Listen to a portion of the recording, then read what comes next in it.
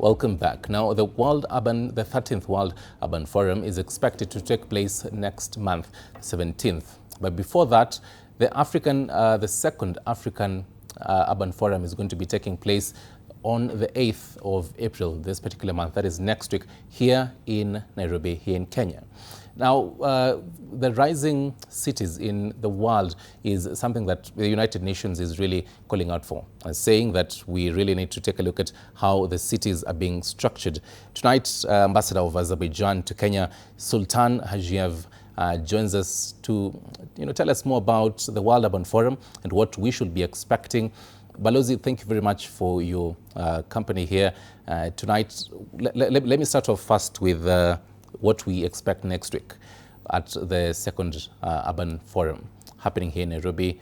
What are your thoughts about even the preparations for that? Well, we believe the African Urban Forum will be a valuable opportunity for the countries of the continent to get together to discuss a number of the most pertinent issues related to various aspects of the urban development agenda, but most importantly to look at some of the practical achievements or solutions that are currently available, that exist. I'm talking about tangible things, the things that can be touched, the things that can be seen.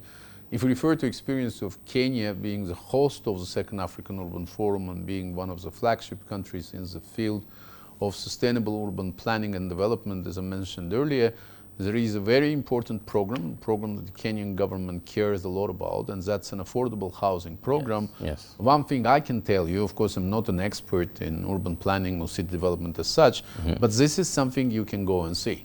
This is something that is not limiting to statements. This is something that is not limiting to resolutions or declarations. There are real results, and this is a life-changing experience. And we believe that these kind of initiatives are extremely important, including for other parts of the world, here in Africa, in different regions. We believe this is a very results-oriented approach. You were mentioning, again, climate-related issues. Yes. There is another important initiative, which is actually a multi-stakeholder initiative, which is building climate resilience for urban poor. And Kenya is playing a very important role here as well, making a number of resource mobilization efforts to try to make sure that whenever climate-related issues are resulting in some most undesirable consequences, the poor, who are the most vulnerable by definition per se, are better protected, and there are mechanisms and arrangements in place to soften the impact and prevent major disruption or some of the most unfortunately reversible consequences of such developments.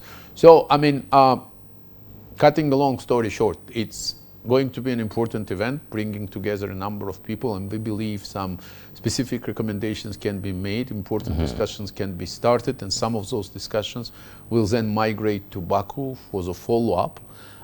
And as I mentioned earlier, once again, we want to see some practical decisions that will be transformed in some developments on the ground, something we can refer to when we're talking about making difference for city residents, for city planning and for city development. And this issue was mentioned in the previous footage that we've seen on the screen, making sure that development and growing cities are not undermining environment, that there is coexistence, that those processes are streamlined and harmonized. Right. From a Baku perspective, how do you think Nairobi's city planning and urban planning is so far in its cities? And borrowing from what Baku does, what do you think Nairobi should probably borrow? I don't think I'm the right judge to offer this kind of opinion. One thing I can tell you for sure, also referring to experience of our capital and any other city, urban planning and development is never easy. You have to balance quite a number of issues. From one side, you want to enable and you want to encourage such development because it plays an important role for the country's development, economic, social. There is a whole lot of reasons that you want to see this process thriving and developing. Yet at the same time, it's very important to manage it accordingly. It's never perfect, it's never smooth, but as long as there is political will and determination to set things right, results can be managed in the best interest of individuals, communities, country in general. And we believe Baku and Nairobi have a lot to share, have a lot to discuss, have a lot to learn from each other, both from best practices as well as from the things that could have been possibly done slightly differently going into the future. And this discussion and this experience will be potentially of great interest to other countries and to other cities going through similar challenges or seeing similar opportunities. That's why it's not just politicians, it's not just basically abstract bureaucrats, but we're also talking about the dialogue of mayors, dialogue of people who are making decisions daily, defining or impacting development on the ground in urban areas. All right. And as you rightfully put it, the people on ground being part of this conversation. But it's one thing too, because Nairobi and Baku are going to be getting into the World Urban Forum. And it will be a platform to benchmark what even other cities are doing and the conversations that are going to be there. But after the forum, the people on ground who are going to be actually implementing these policies that were said on the high-level meetings, how do we do a follow-up for Baku as well as Nairobi, the partnerships that are going to be there? Tell us about that. I think this is really of crucial importance, and this is exactly something that I was referring to when saying that as important and as necessary as all those discussions are, they're only producing the impact desired when we see some follow-up and when we see implementation. Let me first emphasize that 2026 is a bit of a special year for urban planning and development, including for UN Habitat, which is a specialized UN agency dealing with this particular sector. There will be review of SDG 11, which is basically about urban development, about cities and cities development. And we do believe that both key events that you have mentioned, the one that will be taking place here in Nairobi next week, as well as the one to be taking place in Baku next month, they will be important part of a continuum of the process that will be resulting in specific decisions capable of making a difference for people, because we're not talking about some small number of people who are facing issues. We're talking about dozens of millions of people who either don't have proper housing conditions or whose housing conditions badly need improvement. So this is a fundamental issue. This is the issue of human rights. This is the issue of stability, and not just for Baku and Nairobi, of course, for any other place. Even if you're looking at the most developed countries and the most sophisticated capitals on earth, I mean, those countries or those cities are also facing issues. For the theme of the World Urban Forum, safe and resilient cities and communities, is, in my view, self-explanatory, because it sends a very strong message on what's relevant, on what's pertinent, of what people are looking for and what we all badly need. So talking to each other, learning from each other, including learning from things that were done but could have been done differently, or from some of the things that work perfectly well and will probably work in a different environment as well, adjusted as necessary. This is a practical value that we are after. And of course, UN Habitat being the designated UN agency in charge of the area, Nairobi also being the home to UNEP, is yet another reinforcing factor for that synergy to be maintained, for that synergy to be facilitated. There are many incarnations or many aspects that I don't want to bore you with, because they're probably a bit technical, but we do hope that World Urban Forum, building on the rich heritage of the previous forums of such nature, can make a step forward for us to be able to refer to some specific tangible achievements, to some differences, because that's what we aspire, that's what we strive for. All right. Again, from Baku's perspective, what are your thoughts on how Baku's management is urban city planning of Baku and even other cities in Azerbaijan? Particular and a few thoughts on how these particular cities are run that the world should really know about. Well, I believe there are a lot of things that we can be proud of, and there are a lot of things we can credit ourselves with, both when it comes to our capital, when it comes to some of our largest cities, as well as when it comes to our multi-billion reconstruction and rehabilitation program, which is currently implemented in the areas liberated from occupation. Okay. This is a major effort to bring life back to what was turned into the barren desert by the unfortunate developments. As I mentioned, this was occupation as officially recognized by United Nations. But as we look into the future, and we are currently pursuing the path of peace, which is also something we're proud of, and we've made a huge progress in our relations with neighboring Armenia. We do believe that this can be yet another opportunity for the dialogue and development. Coming back to the city management, there are always things requiring improvement, and I believe that this is a perennial process. It's basically an infinite process, because as cities evolve, as cities develop, there are new challenges, and there are solutions, and then challenges again. But it's very important to be persistent. It's very important to follow certain rules and certain codes and regulations, particularly when we're talking about the large-scale investment. I believe quite a number of achievements that our capital and a number of cities in Baku have made could be of interest, not just for Nairobi, but for other cities of the continent. But it's not about us only showing and teaching, it's also about us learning from experience, which has been successfully applied in other countries. So I'm sure there are elements or mechanisms here in Nairobi, in some other African cities, that would come handy and would make a real difference in Baku or other cities. And let's not limit ourselves to Azerbaijan and Kenya only.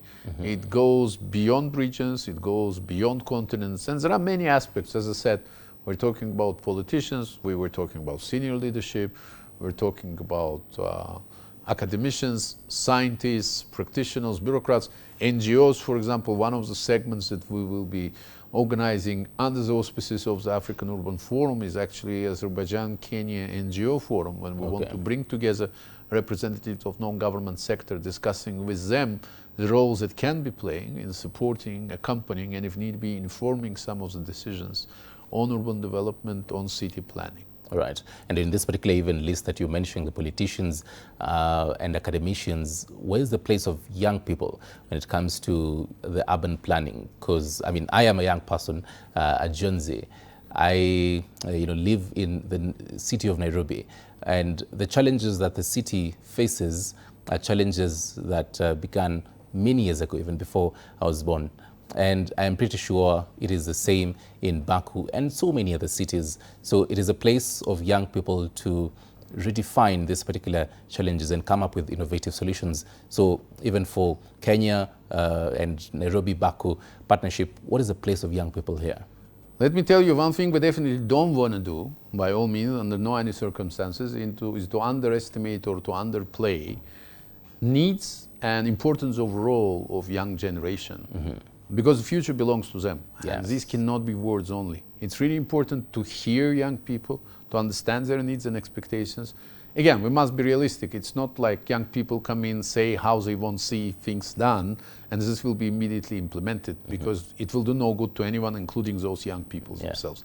However, participatory, engaging process, opportunity to communicate concerns, opportunity to put forward initiatives, making sure that those initiatives will be seriously reviewed and heard. This is at the heart of any successful engagement, of any successful discussion. That's why both during the African Urban Forum and by all means during the World Urban Forum, a role of youth, enabling environment for their contribution, opportunity for them to speak up, to express their expectations. This is definitely among our top priorities, and we will be definitely working on it, by all means. Right. And Balozi, these young people tell you they have sharp ideas, but then again, as you say, it won't be an immediate thing. But one problem that they'll always say is the financial bit. Are you able to probably tell us if when we have this Kenya-Azerbaijan NGO partnership, the financial partnership and financial aid to these young people, might we be able to see that? Well, I mean, let's be very clear on what are our expectations from this forum. It's not a funding mechanism. At this point, it's a mechanism to enable young people from both countries. Well, of course, this will be mainly young people, but we're talking about representatives of the NGO sector, and some of them are more experienced, let's put it this way, more mature practitioners or activists working in the field. It's an opportunity for them to prioritize or to highlight what their key expectations are, But I fully agree with you, and in fact, I myself have been emphasizing it. Just stating issues will get us nowhere. It's really important to make sure that there is dialogue, there is readiness and willingness on both sides. Let me emphasize this aspect as well. On both sides, to hear each other, to understand each other. There will be a lot of proposals made, and it's quite clear not all of them can be implemented.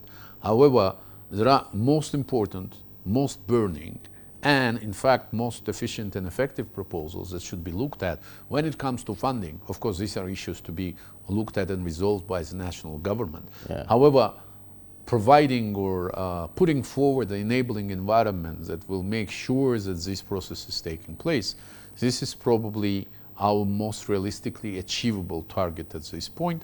Of course, I mean, bringing together representatives from different countries, making sure that they benefit from each other's experience, including through reaching out to respective government institutions, including through those government institutions reacting or supporting some of the initiatives put forward. This is the most realistic way, because it's very easy to say, yeah, let's get together, let's make proposals, and we will look at it. Yeah. Well, first of all, I cannot speak for my Kenyan counterparts and friends. Yeah. I mean, this is Kenya's internal issue. Yeah. But it doesn't really matter which country it is. I think building the process, making sure that it's a sustainable one, and those issues are taken seriously, that's the most realistic and the most long-term impact-based results that we can be looking forward to. All right. So for the young people out there, they should watch this particular space, and you know, the conversations that are going to be happening on matters. They should Kenya. be reaching out. They should be contributing. Those interested in the areas should be looking for the ways to engage.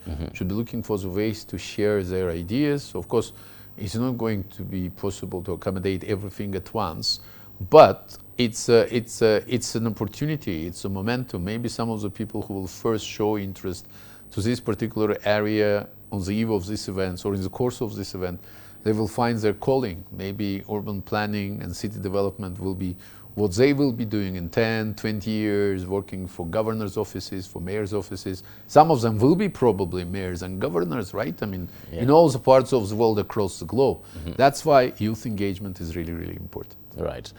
Balozi, before we close this conversation, I'd like us to reminisce on and just go back to 2024 during the COP29, which Baku, Azerbaijan hosted. What lessons do you did you pick up from this particular COP29? Well, COP29 was the biggest international event my country hosted so far. WOOF 13 is going to be big, but we don't think it will be as big as COP29. One thing that we can refer to, it's very important to be determined. It's very important to prioritize your goals, because managing exercise of such magnitude with so many different stakeholders who are at times guided by rather antagonistic kind of interest, and please don't get me wrong, I think it's totally understandable, but some of the things that are of great importance for some countries are not so relevant for others, and the other way around. That's why I believe it's really crucial to make sure that we are basically aiming high, but at the same time we are remaining healthily realistic. It's very important to build on existing results and push the envelope. However, again, in doing so, you have to be pragmatic, and you have to work with a wide range of people, and sometimes even those who do not necessarily immediately agree with you. This is also something that we are discussing with our friends and brothers from Turkey, which will be hosting COP this year. As you know, COP 31 will be taking place in Turkey in October this year. But it's something that we're continuously discussing with all the host countries that hosted COP. The same applies to those hosted WOOF. I mean, we are working closely with our friends from Egypt, and the previous World Urban Forum took place in Poland. The next one will be taking place in Mexico. So we want to build on their achievements. We want to offer results of our own, and then we want to see how this can be an ever-improving process, as I said, bringing some real benefits to the people we are hoping to support. Right, and I love the fact that you're already forecasting the next climate talks in these different COPs. But the biggest conversations after a COP ends, in case you're watching us and you're wondering what are COPs, the Conference of Parties, after this particular climate talks and these particular pledges that were made, conversations are they going to be implemented in these particular countries? Your thoughts on that? I know you initially talked about how different countries need to really ensure that they implement this, whatever they say. But for COP29, the pledges that were made, your thoughts about implementing those pledges, as well as self-financing for a country. In COP29, your president had mentioned about that, how different countries should, as much as they are seeking, and particularly the global south, as much as they're seeking for climate financing, they should also ensure that they finance themselves so that they can fight the adverse effects of climate change. What are your thoughts about those two? Yeah, I believe it's not one size fits all. This is something that we mentioned at the very beginning of our conversations, that it's really crucial to see decisions made implemented. Okay. However, it's not like one-man show, or in this case, it's not one state show, let's put it this way. As determined and as committed as any international event host can be, implementation depends on a wide range of partners. We, as a host of COP29, we did and we are continuously doing what depends on us to make sure that the most important decisions are implemented. But then again, we don't exist in the vacuum. You referred to the reference on the importance of the national ownership, and it is more pertinent than ever, because these days and expectations that someone will come and take care of your issues, I mean, it's not going to happen. Absolutely, there are some international mechanisms that are to be activated.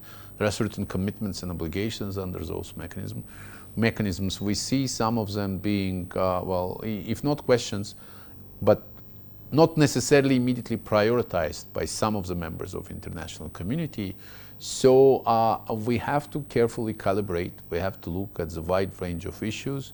I believe Azerbaijan has continuously demonstrated strongest possible commitment, including through financial issues or financial obligations to support to the extent possible. I mean, apart from issues directly related to COP, Azerbaijan was and remains an active donor in terms of international community, including through UN Habitat, including through UNEP, including through many other platforms. I believe we all have to do what we can, being where we are, and trying to join efforts and see what can reinforce those efforts. And in such case, we can be realistically optimistic looking long term. All right. One question for you here, Balozi, on our WhatsApp messages, 0793-267-279. Lina Ogachi says, good evening. Kindly ask the ambassador about the partnership between Kenya and Azerbaijan for entrepreneurs. I am a real estate entrepreneur and I'd really love to invest in Azerbaijan. For us, what lies in these particular partnerships? Well, good evening and thanks for the question. Developing partnership or further strengthening ties between the two countries is one of the priorities for the embassy. Let me mention that I'm the very first ambassador of Azerbaijan to Kenya. There was never an embassy here before, so I had the honor of being Balozi Kwanza. So economic partnership, including private sector, of course, very much including private sector, moreover prioritizing it, is among the key issues, and we're working with a wide range of Kenyan institutions. There is a number of processes that are currently ongoing. I'm afraid the limits of the current interview will not allow me to speak on this at length, but should there be any specific proposals, should this lady has any particular ideas, we're more than happy to look into it. We're more than happy to discuss and facilitate contacts with respective institutions in Azerbaijan. And the same works the other way around. Quite a number of representatives of Azerbaijani business have visited Kenya, and there is a number of ongoing processes and discussions on how we can take the benefit of many of fursa that Kenya is actually offering, opportunities that Kenya is offering, in making sure that those links or those partnerships are further strengthened. Right. A second question for you here. Frank Otieno says, good evening, TV47. Thank you very much for hosting the ambassador of Azerbaijan to Kenya. Kindly ask him about the import and export tariffs and what he thinks about it. Should it be reduced from what it is at the moment? I think this is yet another question that needs to be discussed in a more, should I say, specialized manner, let's put it this way, because I don't want to mislead or I don't want to misinform. Okay. If there are any practical proposals, I'll be more than happy to answer those questions. And our embassy is in Runda. You can Google us. I mean, you can basically reach out, and I mean, I will make sure that all such questions are responded simply because it's one of the reasons we're here. We need to facilitate and we need to ensure conducive environment for the partnership, because as excellent or as great as relations between Kenya and Azerbaijan are as a senior political level, it's really important to reinforce them for economic ties, for private sector, for business ventures, and this is something we're working on. We're not nearly where we should be, let me tell you, because I believe if we look at the number of opportunities that exist at both ends and the functioning kind of ventures or mechanisms that are already there, the glass to me is definitely more empty than full. But I hope that we will get there gradually. Pole pole. Pole right? pole. Yeah. So pole pole, as Balozi says. Balozi, we're due a short break. There are other couple of questions. Oh, okay. I'm getting popular, I guess, right? For you, and particularly, there are entrepreneurs who really want to invest in Azerbaijan. But after this break, we're going to be coming back so that you can actually really tell us the history of the private sector between Azerbaijan and Kenya, who is investing more. Are Kenyan investors investing more in Azerbaijan, or is it vice versa? And should it be there's a balance scales? Okay. We're taking a short break. We'll be right back. We are discussing matters, urban forums and how we should really have this particular, better cities globally. Don't go too far.